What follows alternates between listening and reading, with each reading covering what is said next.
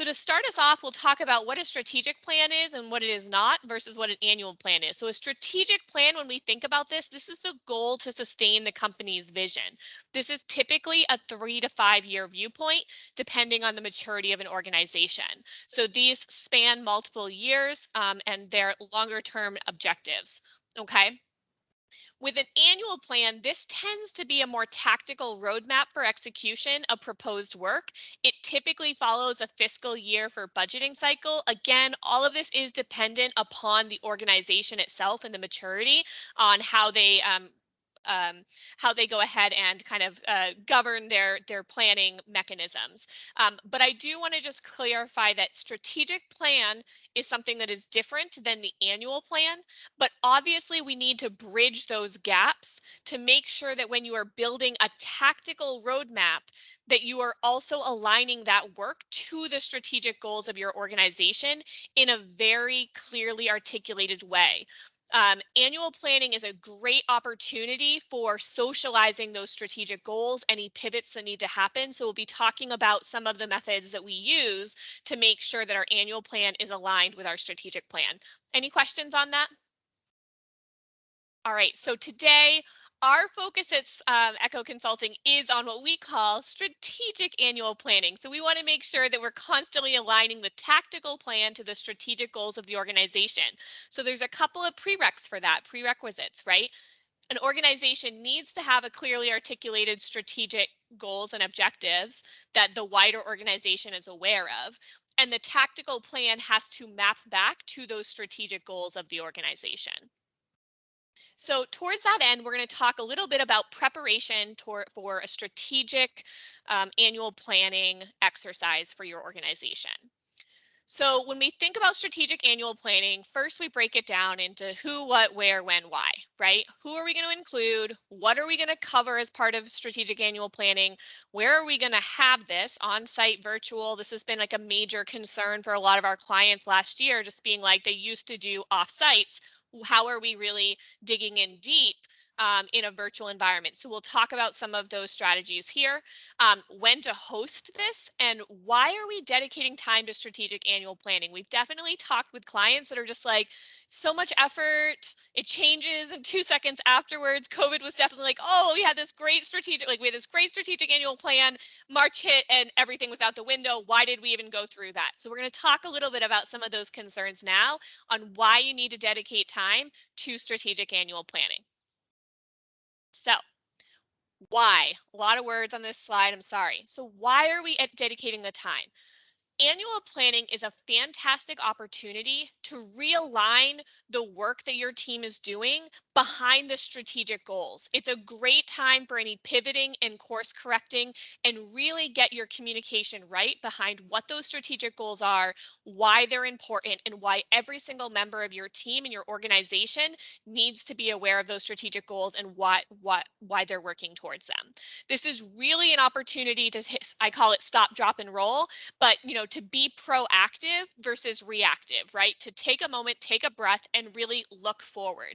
Is your plan going to get executed exactly the way that you initially think about it few months before the year? No, but that's not the reason why you do this. The reason why you do this is so that you have a clear target, you have the team aligned before what you're fighting for, so that everyone can move forward in the same direction. There will always be times where there's constant change and you need to be reactive. It's a great opportunity for retrospective to really apply your lessons learned. Obviously, Echo Consulting, we're a huge fan of doing retrospectives throughout. We don't want to wait a year or to the end of the project to apply our lessons learned. But this is really a great opportunity as an organization, as a leadership team, as a management team to really think about what worked well, what didn't work well, how we're going to adjust to optimize for the next year. So where are we now, right? Like baseline where we are, where are we going? And that is a look and feel, right? So we're going to talk a little bit about defining success, but it's going to be like, what does success look like? What does success feel like to our team? And how are we going to get there?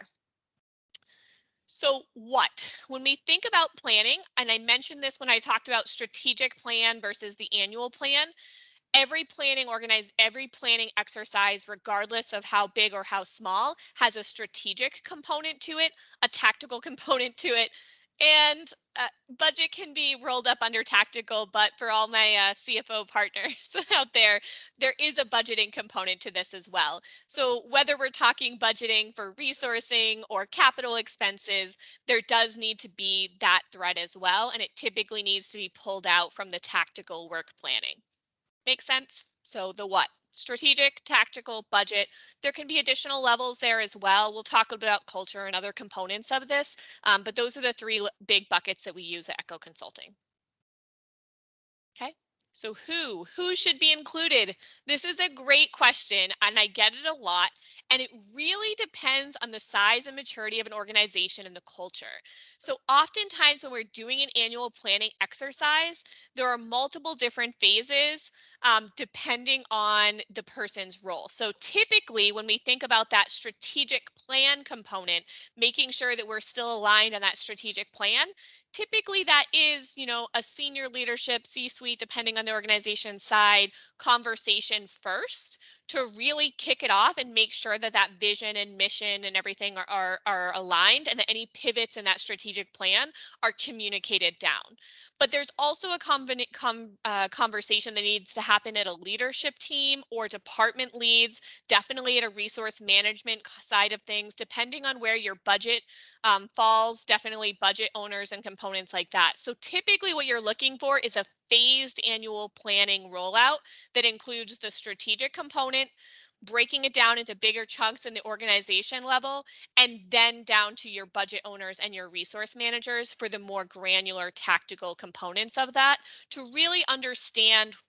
So some organizations call it like that growth and renewal or technical debt, or you could consider it, if you have compliance concerns. So components that are absolutely required for day-to-day business versus how are we going to continue to optimize and improve and really bring the efficiency of our organization as a whole to the next level, right? So there's kind of those different components for that. So again, I typically recommend a phased rollout here. So senior level, strategic planning, then a more tactical overview, and then the actual more budgeted concrete components of it. Where?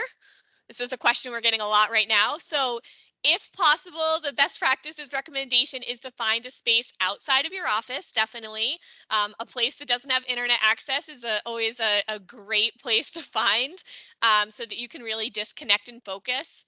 Typically these exercises, can be a couple of days spread out, again, depending on the size of the team and how many different phases you're going to walk through this.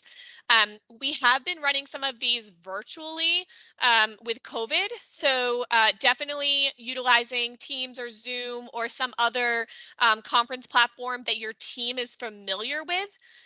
One of the big issues that we've seen come up is that people are using a new platform, people are not familiar with it, and it really cuts back on the efficiency of the online the online component of it.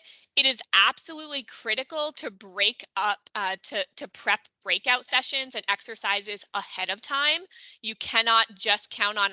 I'm a huge fan of sticky notes and whiteboards, and so definitely being very disciplined and having multiple different exercises and ways that you could go about it to be flexible. We do utilize virtual whiteboarding tools like Mural, definitely shared documents and things like that. Virtual meetings require an incredible amount of prep um, to be really interactive with your team. We use a lot of polls or surveys or require people to provide feedback as you go. So everyone has to post in the chat or something like that to really make sure that you're calling people out of their comfort zone, and getting that feedback. So when possible, not COVID, status outside of the office, definitely virtual. This is where I would definitely recommend a lot of prep, making sure you have an annual plan lead that can prep that exercise to make it really helpful. And then finally, when this is the probably least least question that we get, but typically it starts the last quarter of your fiscal year for your organization. Again, depending on the organization, I have one very large client right now that's probably about 5 months out for their fiscal year, and they're already starting to organize it. So October is a typical time frame if your fiscal year starts on January 1st. That being said, even last year, I think we were asked in to do annual planning in January when their fiscal year had already started. So if you haven't done annual planning, if you have a seasonal business where you've kind of missed your opportunity, that's okay. But there's still an important to, stop, take a breath, do the annual planning, make sure that you're aligned on your strategic goals, and then go from there.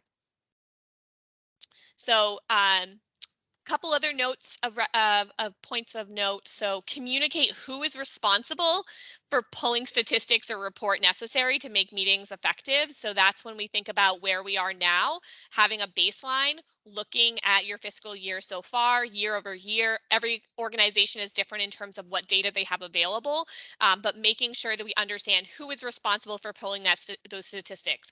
One of the pain points that we've heard is that we're having a C-suite meeting, but the information is coming from the directors or the leaders or something like that. They don't have it prepped for the meeting, and it really is not as effective. So making sure that everyone has their information, has it passed out ahead of these meetings. Sending out surveys and tools in advance. Another pain point we run into is people are trying to use new tools because they're like, oh, we're having this virtual meeting, like let's use a new tool.